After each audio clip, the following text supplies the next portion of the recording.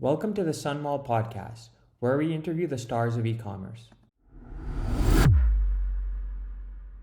Today we have Nico Gloazzo of Kettle and Fire, and we're going to talk about all things e-commerce, all things ads, and all things marketplaces. So Nico, I guess first question is maybe you can talk about around how you got into e-commerce. Yeah, sure. Thanks, Ron, for having me. I'm director of e-commerce here at Kettle Empire, and before having this title, I actually started as a freelancer, like around the conversion rate optimization.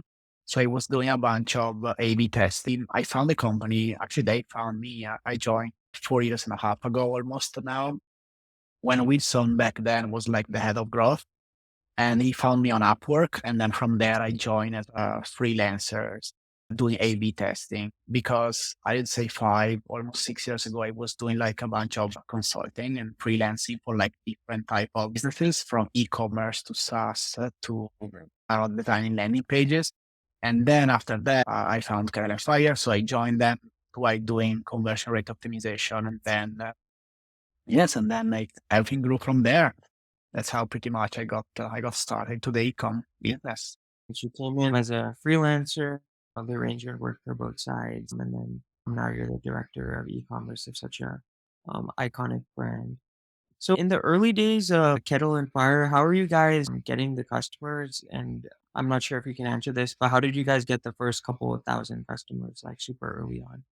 Yes, the only thing that I can say here is because I just read sometimes just a newsletter or because when I talk with him or that's a topic that sometimes he bring up. But I wasn't there, of course, back then. I just know, if I remember correctly, they were running probably, I think, advertisement because like 6 years ago it was still cheap to run advertisement on Facebook. And I think, if I remember correctly, that they put together like a landing page and they run some advertisement on the landing page promoting the product or the idea at least of the product that they had. And then they got the first customer. So they kind of MVP the concept and then took it from there. I think the product was not ready yet, if I remember. But then they talk with the customer and say, hey, we are developing the product. Are you guys interested anyway? And they said, yeah, sure, just keep and send me the product once ready. And from there, they got the feeling that there was something in there in the market. There was like real need, really good bone broth, shelf stable product with like real and good ingredients, and then took it from there. Instead of making the product first and then seeing if there's interest, made a website, threw up a landing page, ran ads, saw there's interest, collected contact information. So when they had the product, they knew there was interest and who to sell to immediately. Yeah. So I think you mentioned in your freelance days, you really helped with A/B testing. So maybe you can talk about some good tools you use for A/B testing and also just the framework around it. You can test every possible change. So what do you A/B test? Yes. When I first started, actually, I was using Duo. I think it's a pretty good tool. A bit expensive though. And then we just moved to, we just made the switch to Google Optimize. So now I know Google Optimize will be like dismissed. So I don't have any idea actually just yet about what tool I'm going to use, but I hope Google is going to come up with a new version of Google Optimize that can link with GA4. But yes, that's the main tool I was using. And then prioritization was done via just Google Sheet, prioritizing idea or an Asana board. Same for like tracking results.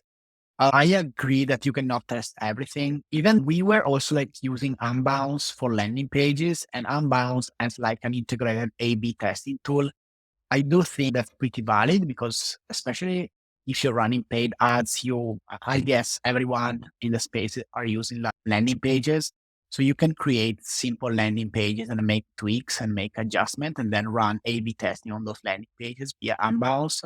I'm a big fan of the tool, to be honest, even though there's possibility to make some errors because like it's like a drag and drop type of tool versus Webflow. But at least they allow you to do A/B testing. So one good way is to completely redesign your landing page or change the copy and run like an A/B test of the same concept, totally different like ecosystem and layout or copy wise. So in the early days, I was doing exactly that. We had anyway designer in house and developers, of course, and copywriter. So it was more like coming up with the ideas, with the hypothesis, and then prioritizing like different different concepts and then get into the execution part with the developers, designer, and copywriter to put together like a landing page, a concept, and then running the test. Overall, yes, you cannot test everything. So often it depends from like the traffic that you have because I don't know, once I was at a specific event, I think, where there was Booking presenting, Booking.com, and I know that they run a bunch of A/B tests, even small A/B tests, but because they have so much traffic that they can get like statistical significance in every kind of situation. Meanwhile, I would say that for the average brand, you cannot test everything. So I try to skip minor tweaks and I just do completely new concept, which could be a new landing page, new design, new copy, new offer. The more traffic you have, the more A/B tests you can do. If you're a smaller brand, you have to prioritize and try to go for major changes instead of A/B testing the finest details. So you also mentioned that you came from a CRO or conversion rate optimization background. See any kind of common mistakes or patterns that people should look at? I think what I've seen actually was like or ending tests too early. So without getting like enough traffic or enough business cycles, which could be even 7 days type of business cycle. Or what I mean, like not having enough transaction to even make the test a significantly relevant.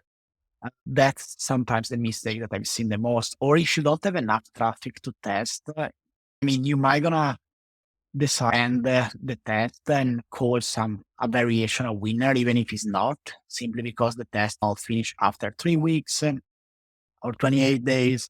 But you just get, I don't know, 50 transaction per variation. And yeah, you might decide to implement anyway the variant, but in reality, it's like a false positive, I would say.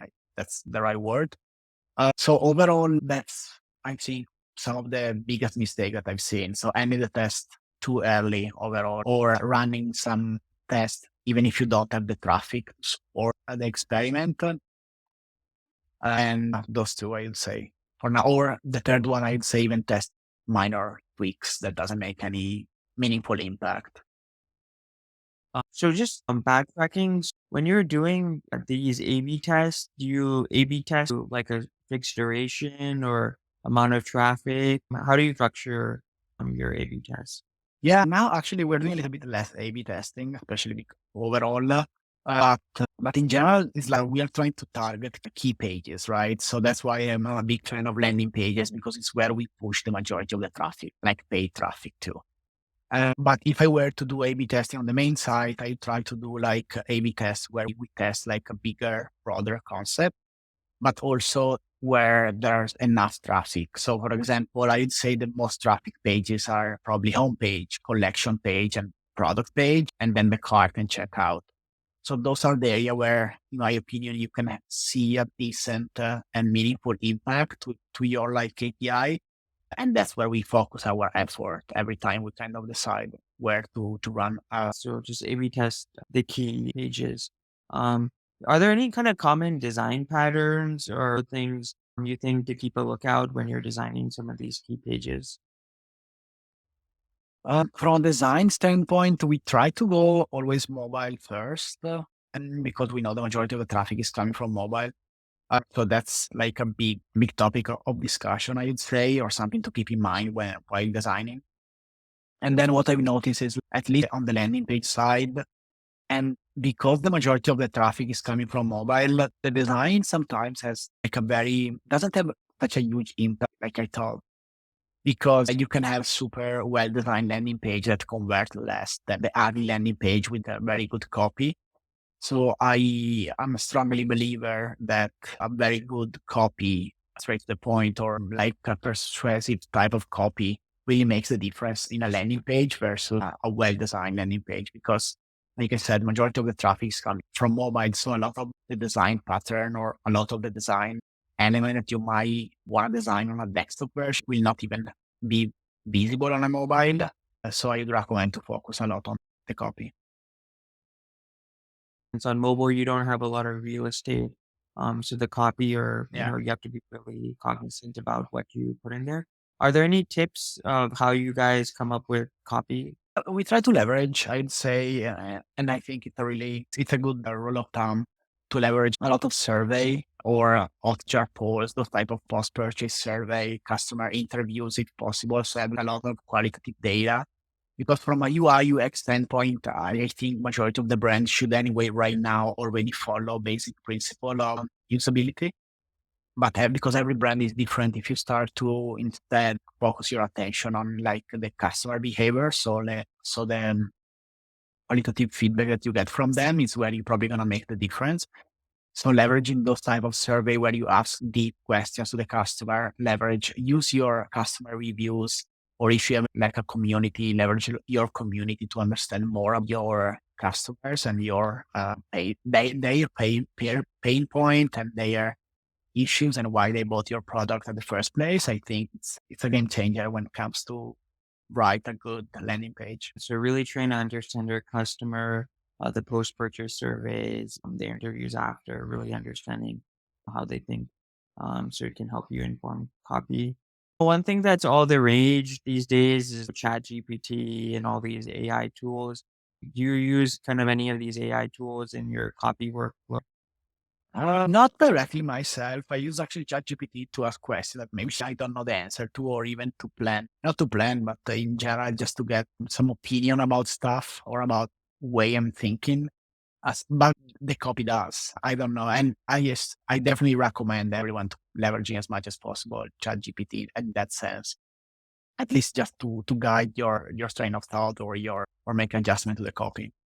It's just another kind of tool here, help out.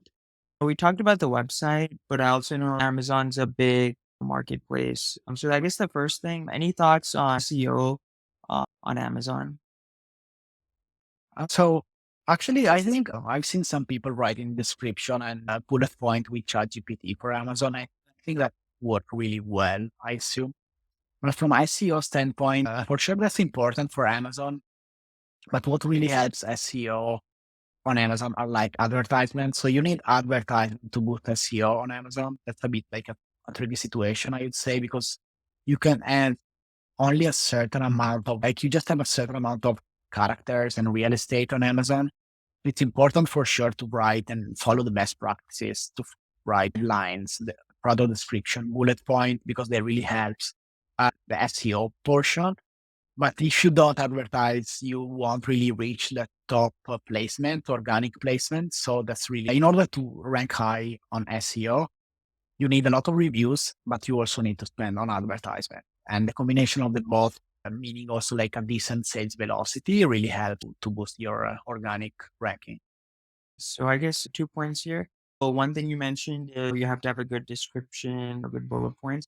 Are there things you use in the descriptions on Amazon that are different than your regular website, in terms of the descriptions or how can I merchandise the product?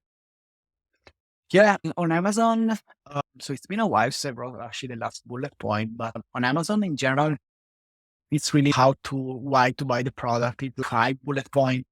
And you should be focusing your effort into explaining the 5 main questions. Why buy your product? What's the benefit of this product? How to use the product? So by leveraging answering the main 5 questions usually consumer have, that's a good way to structure the bullet point. And SEO is not everything, so I rather prefer sometimes to have a really good bullet point that makes sense, because I know I'm gonna convert more customers by having good bullet point and just focusing only on SEO. Makes sense. It's not about just getting people to your listing. You also have to convert them. So you only have a small listing. So making sure you have your key bullet points there. I think one thing you said previously that was very interesting is that ads don't only drive traffic, but they also help your SEO because you'll end up getting more sales, more reviews that are, really helpful for just organic ranking. Any tips on running Amazon ads? Amazon ads are a bit, I'd say, complicated. At the beginning, you can, of course, like just leverage an internal team, but I recommend as you scale, you need or a bigger team or to leverage an external agency at that point. We test, I'd say, a full funnel approach with Amazon.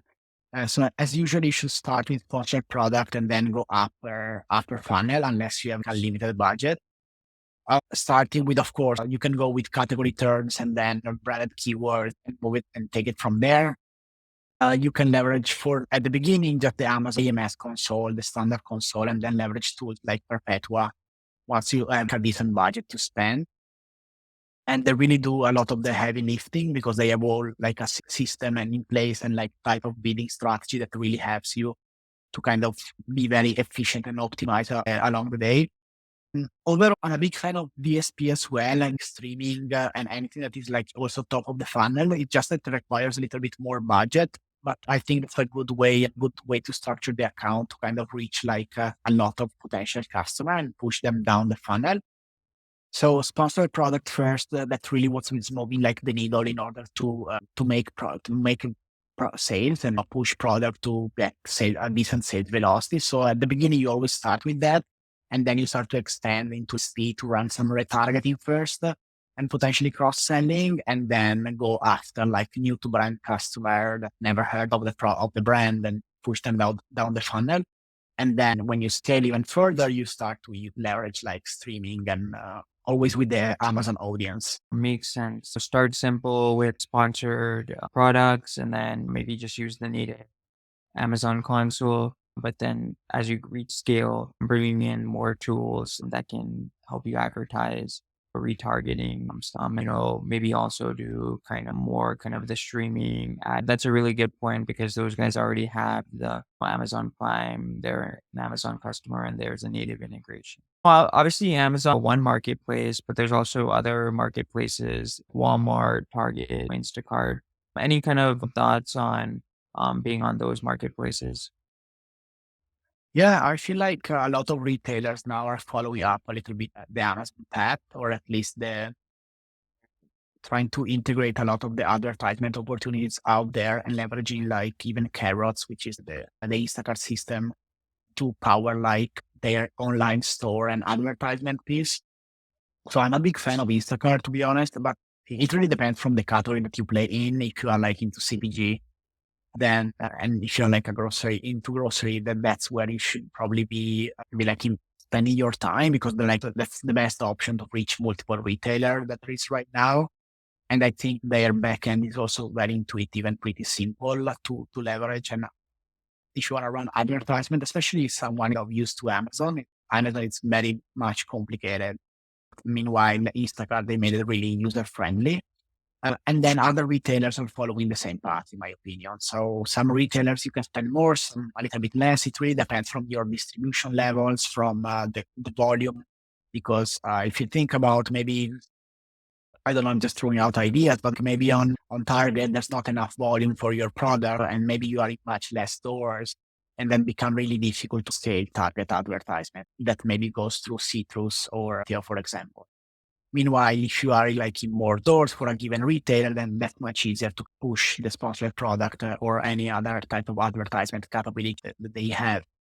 And outside of that, every retailer and like I said, started to have their own platform. Some are a bit more sophisticated and more user friendly than others. Others are a little bit still behind, probably from a tech standpoint. But I think it depends from your strategy, from where you try to kind of where like your expansion strategy, which one are like your key retailers. Then that's how you should manage your approach to those marketplace and those platforms. Makes sense. Some retailers they have a more usable kind of tech. I think you mentioned Instacart. And then obviously it depends on which your business or where you are in store. Is there a specific one of these you recommend? Maybe let's assume the CPG space, focus Yeah, the energy on. it depends from the number of doors and the number of retailers that you start. So there is not really like a silver bullet for everyone. I would say probably right now Instacart, if I need to pick, assuming that you are in a decent number of doors. But outside of that, there is like Instacart, DoorDash. You can try maybe for you it's gonna be GoPuff. Depends from the type of your product. So yeah, I'd say marketplace in general are a good way to get started. At least those marketplaces that cover a bunch of retailers. Makes sense. So go for the ones that gonna have a wide distribution. I think the one thing you mentioned is it really depends on which marketplaces you're in store with. Any tips on how to get into these retailers? I'd say that's more like a question for the sales team in this case. But overall, I do think that because we were like a DTC brand with a strong DTC presence, that really helped to get into retail or at least tell a story about the product, who we are, what we do, and about our concept and the velocity of our product. But I know retailer is extremely like a relationship probably type of business. And so I think having a strong use case or a strong track record about what your product is driving online, really helps to kind of build up the story to get into multiple location or different retails. Or having a good online presence, really selling well there, but also having the story honed down so that when you're in retail, you can sell the merchandise. So one other thing I wanted to talk about is how do you think about subscriptions and bundles for your product? Yeah, so I think that's something we also Amazon is trying to push a lot, especially if you have a product that is like a repair type of product that you need to buy over and over again. Overall, I think for any DTC business that have this opportunity, so to introduce like a subscription option, they should do it because it's totally like it's a game changer if you manage to unlock scale on a subscription product, because that's what's going to drive a lot of positive cash flow in the long term and repeat purchase without investing much money into advertisement.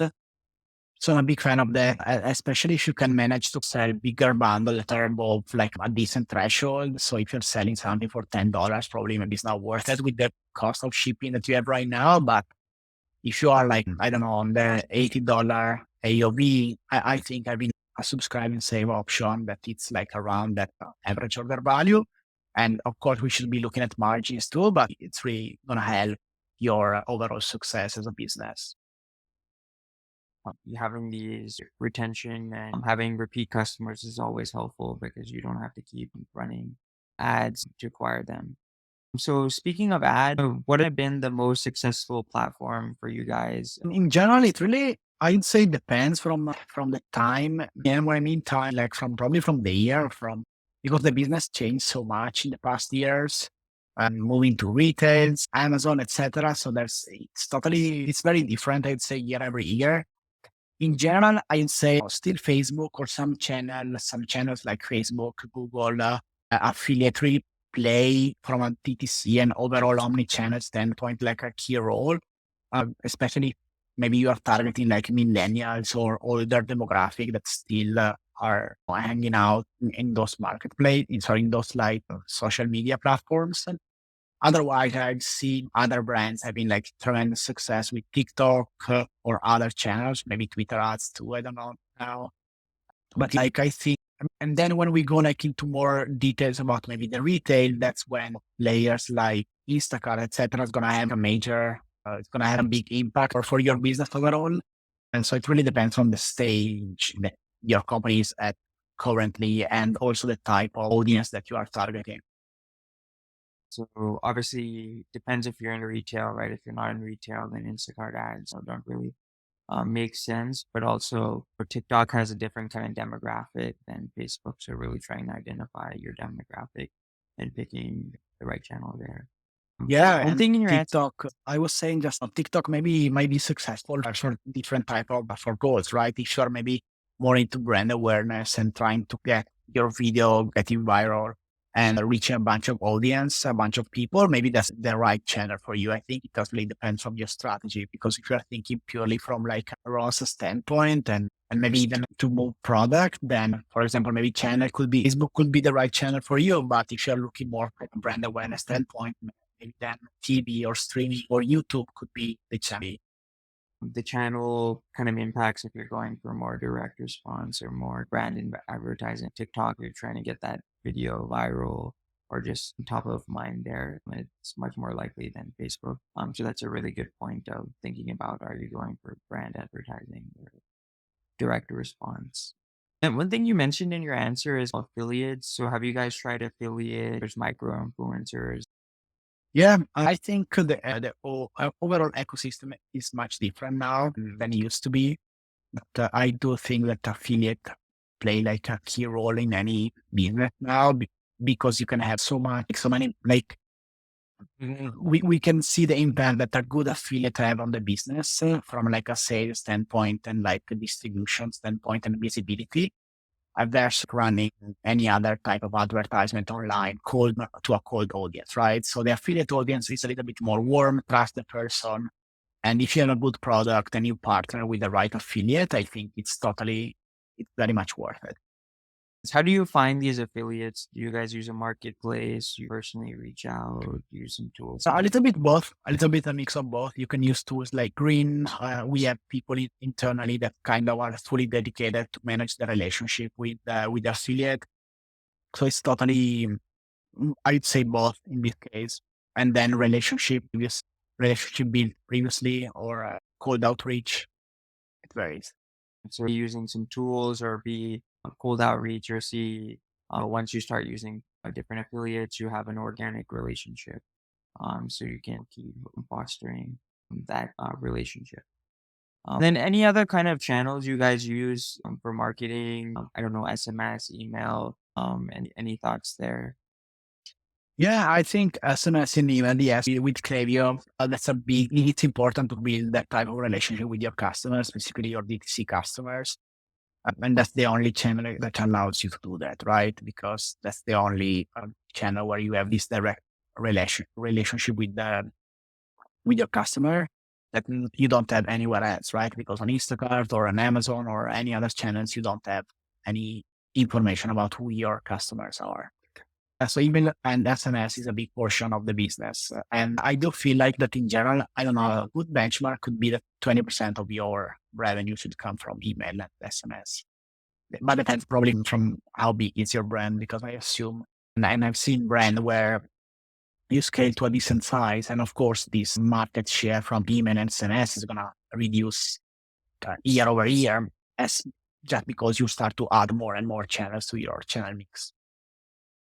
Or makes sense if you're in retail and stuff like that, and then maybe email or SMS decrease there. Any thoughts on what you put in email and what you put in SMS and how those kind of channels differ? Yes. So email, what we started to do is like even more, be more maybe brand awareness focus, not brand awareness, but maybe less sales pushy. Because SMS, you are very limited with the number of characters that you can send out, and it's also very more pricey. You could potentially leverage SMS more like for some flash sale, if any, and then keep the email more content focus. It really depends. Like the strategy could change over time. It depends from like the time of the year and depends from the business stage. But overall, having like a balance, in my opinion, between sales as well as very good quality content, it's key to make a low level of unsubscribe and keep customers engaged. Mobile, you don't have as many characters. People don't want to be getting as many texts as you from you compared Yeah. to email. Maybe more brand advertising on email and then real targeted offers like flash sale. For you personally, what's top of mind, the key focus for the next 6 months? I wish I could say like probably connecting the dots between online and offline. That's could be interesting, or at least what's on the table too, which is like trying to understand more how our online marketing advertisement or anything that we do online has an impact in store. That could be, and I don't think anyone figured it out. I know there's a bunch of agency out there that can provide some active mix model. At the same time, you don't know if you're spending enough to make any valuable impact, to make any statistical significant type of assumption or outcome to evaluate channels that have an impact in store. But that's something pretty big on the table that it's important to understand how your online or how your media mix have an impact in your overall sales. Obviously, in store is harder to track and get attribution. So really trying to connect the dots there. Are there any kind of trends you're overall you're excited about? I think in e-commerce, maybe if you want to get a little bit technical, could be all the endless implementation, I think, is pretty exciting, but also probably the B2B space. I guess there's still like a lot of opportunities around the B2B. I know Shopify has been working hard on implementing like some sort of B2B space for a Shopify Plus merchant. So I think the next step probably is going to be from moving from DTC to having something like that is like B2B also online, because I don't think there's any really good player just yet. But anything that you did for DTC maybe can be copied and just implemented into B2B space. I think that could be something pretty interesting. So we have great tooling for the D2C space, but also just bringing that same tooling for the B2B space. Yeah. Follow, what do you think is the big difference for a tool designed for B2B versus D2C? What would be the key difference for Shopify and B2B versus Shopify for D2C? Right now, for example, even simple thing like all the payment system, right? And also the average order size and how people like communicate.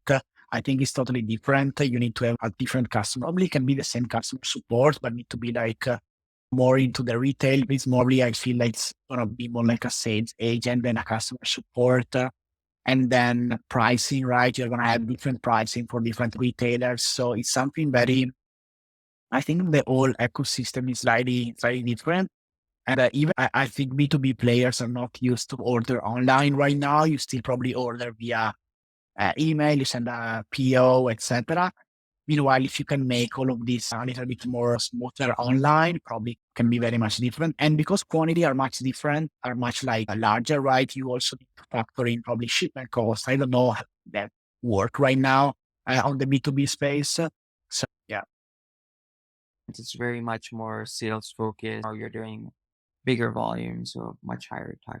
Makes sense. And then final question, any kind of great shopping experience you've had recently or a brand you've been really impressed with recently? I think Olipop is it's a pretty good brand. I really like it. Their marketing strategy, how they present themselves. I really think they are, yeah, one of the top RPG brands right now out there. When I walk into Whole Foods and see their brand, see their product really stand out to me. And the way that they approach marketing, I think it's really interesting.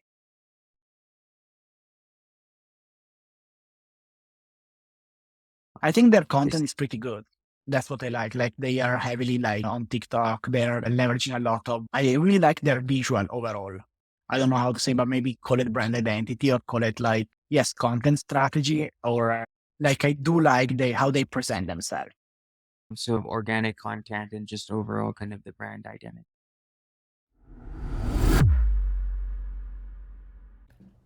Thanks for listening to this episode of the Son Mall Podcast. Please make sure to subscribe.